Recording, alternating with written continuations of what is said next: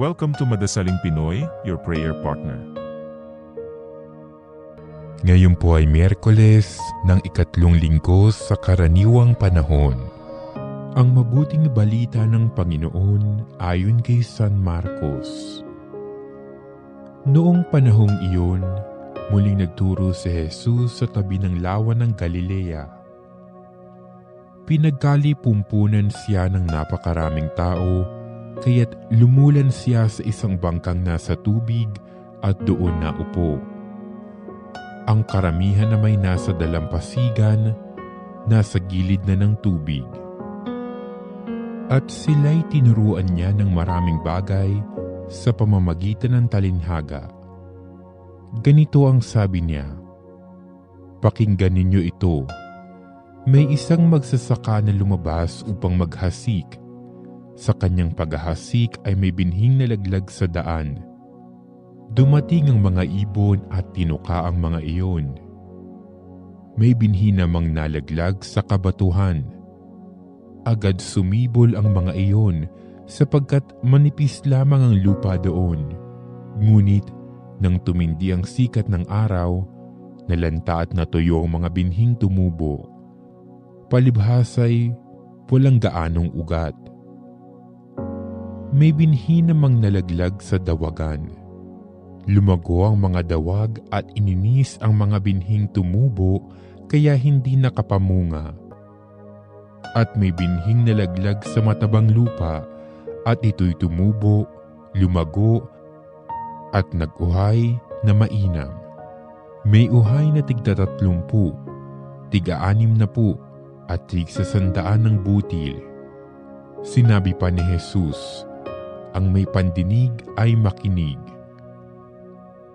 Nang nag-iisa na si Jesus, ang ilang nakarinig sa kanya ay lumapit na kasama ang 12 at hiniling na ipaliwanag ang talinhaga.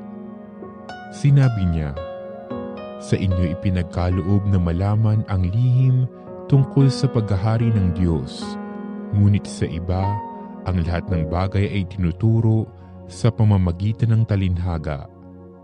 Kaya nga't tumingin man sila ng tumingin ay hindi sila makakita, at makinig man ang makinig ay hindi makaunawa.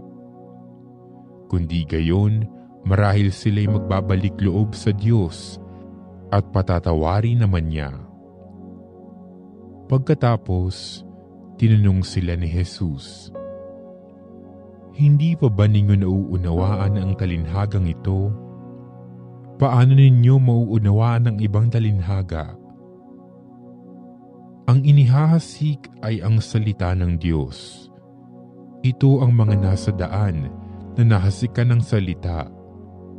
Pagkatapos nilang mapakinggan ito, pagdakay dumarating si Satanas at inaalis ang salitang napahasik sa kanilang puso.